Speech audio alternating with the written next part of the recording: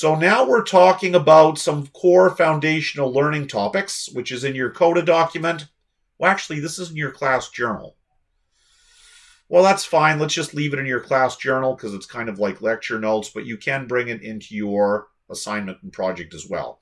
So your goal here, we said, is to learn how to talk in terms of the words and concepts of people who do this work, learn to use the tools, learn what the tools are, how they work, advantages, benefits. So your goal, what you want, and I don't know that we'll get to it in this course, we'll do our best, but we might not make it 100%, but we'll do our best, build our own AI language model. Here are some detailed instructions and resources. So choose a natural language processing framework. So maybe in your Trello board, you want to create this as a swim lane, and you want to have cards for all of the NLP tools out there, and you want to talk about the advantages and benefits. Maybe you want to research how the open AI language model was built by the Open AI Foundation run by Elon Musk and what's the other guy, Facebook guy, Mark Zuckerberg, and a few other tech billionaires. They funded it. So, well, actually, Elon Musk actually worked on it. Zuckerberg and the other ones, I don't really know if they actually did any of the work, but at least they paid for it. So research how the Open AI Foundations, that's the language model, that's the thing behind ChatGPT.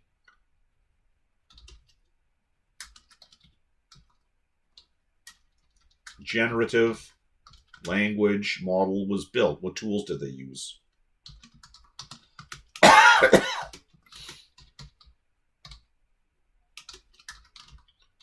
Now, I think next week I'm going to get you during class to make a post which you're going to put in your LinkedIn profile, and that will let employers know that you are an interesting person with a lot of interesting things going on, and it'll make them feel like hiring you. So we're going to take these topics and we're going to build it into a LinkedIn news article. I will teach you that next week.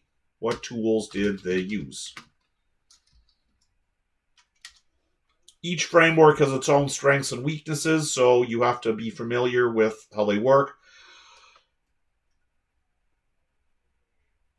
TensorFlow is a popular tool choice for large-scale projects, while PyTorch is easy to use and flexible. Keras is a high-level framework that provides an intuitive interface for building deep learning models.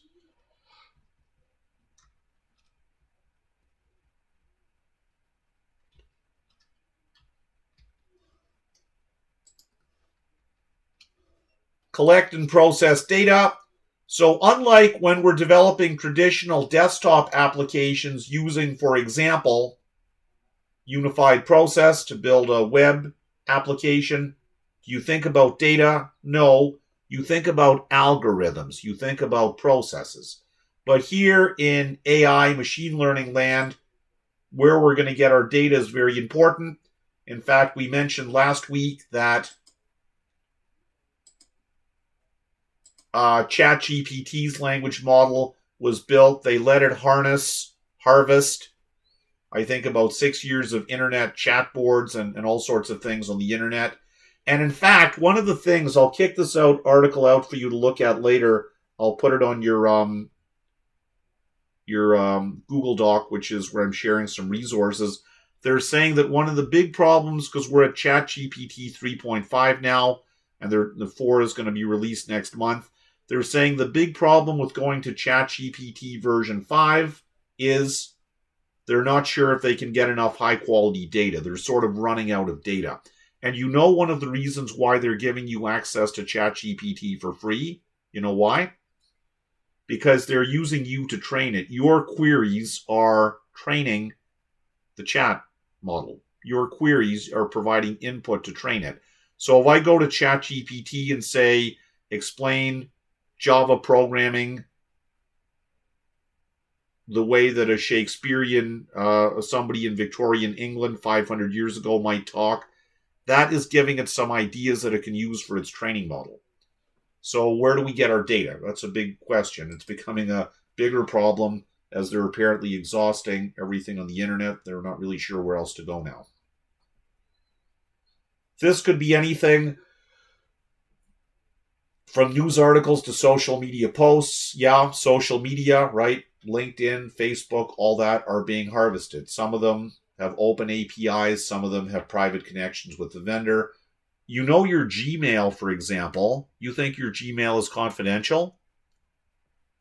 When you hooked up with Gmail, when you signed up, you clicked on that button that said agree to terms and conditions.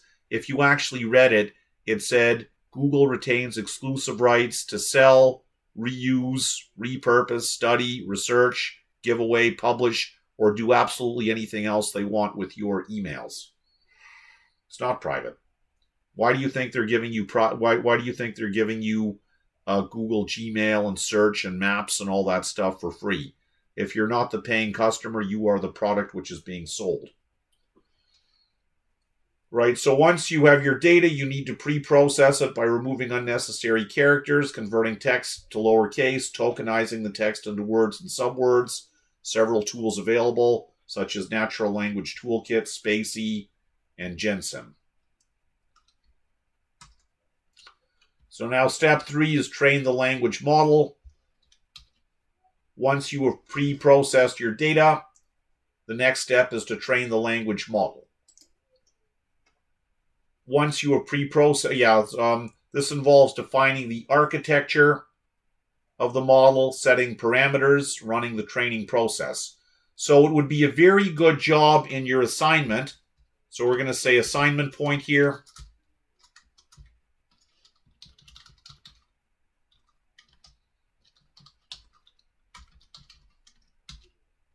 What training processes are out there? How do they work? Tell me about that. Teach yourself about it.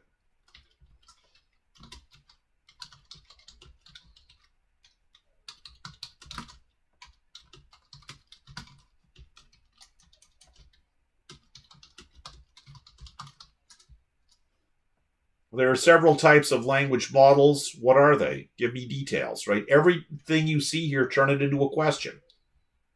Such as their recurrent neural networks, convolutional neural networks, transformers. That's the one behind ChatGPT.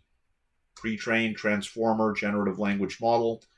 And why did they use that one? Go and research, find out, and tell me about it, and tell yourself about it. Each type of model has its own strengths and weaknesses. Which one you use depends on what you want to use your language model for. Fine-tune the model. After training, it's important to fine-tune the model on a smaller data set to improve its performance for specific tasks. This involves retraining the model on a smaller data set that is specific to the task you want the model to perform. For example, if you want an AI generative language model to provide help desk services so your customers can call and talk to it in natural language, which is being done, by the way, or email or chat. You know that a lot of the time if you go to a website and a chatbot opens saying, how can I help you? That is front-ending an AI language model. If you want your language model to perform sentiment analysis, like if you want, for example, well, we were doing that with Python a couple of years ago, even without AI. When I was teaching the emerging technologies, we had students doing activities in which we would use the Instagram API to harvest Instagram messages, and then you could, find out if people were happy or sad or upset or whatever, their emotional content of their words and language. That's sentiment analysis. And also, what they say is being done now is a lot of the posts that are out there on Facebook and social media are being generated by AI. And they're being specifically generated to shape and sculpt public opinion. So if a set of players who has the right resources wants to influence a political election, let's say I'm running to be president of Toronto, and maybe Harmanpreet is also running to be president of Toronto, and Harmanpreet is a smart guy because he's taken this training, so he makes an AI bot, and then he starts buying a bunch of Facebook advertising, and he knows about each individual demographic, right? So maybe pet lovers. He's going to make a set of ads that is going to be targeted to dog lovers and say, Peter's a bad guy. He shouts at dogs and he hates dogs. And maybe somebody else is a mom with small kids. So he's going to get the AI to make customized ads, saying Peter is he hates kids. He's going to cancel all the school programs if you elect him to be president of Toronto. I mean, I'm kind of making a ridiculous example, but this is being done now on social media to sway public sentiment. And if you don't want to be swayed, if you want to be the controller of your own thinking, not the controlled version, you better be aware of that. There is something we're going to talk about next week as well called the SEM, search engine manipulation effect, which they were doing before AI, but you can be sure that it's being bolstered up a lot now. Test and evaluate the model. Once you've trained and fine-tuned, it's important to test it on new data and then see. So you give it data, and for that data, you know what the output should be. And remember, we talked last week about model drift, so that's where you can tighten up your drift. There are several metrics you can use to evaluate the performance, such as perplexity, accuracy, and F1 score. I would like you to talk about all of these things in your assignment. You can use tools such as TensorBoard to visualize the performance of your model. What does that mean? What's TensorBoard? How is it used? Tell me about it in your assignment. Guys, it's 11:59, but let's just go for one more second here. So deploy the model. So how do we deploy the model, right? We talked about cloud DevOps is about deploying stuff to customers. How? Once your model is trained and tested, you can deploy it to a production environment where it can be used for real-world applications. There are several options such as Flask, Docker, Kubernetes. You will need to ensure your model is scalable, robust, and secure. All right, guys, we're out of time now, but please go and read the rest of this by yourself. And remember, for next week, I would like to see version 1 of your Trello board. Just start doing some work on it.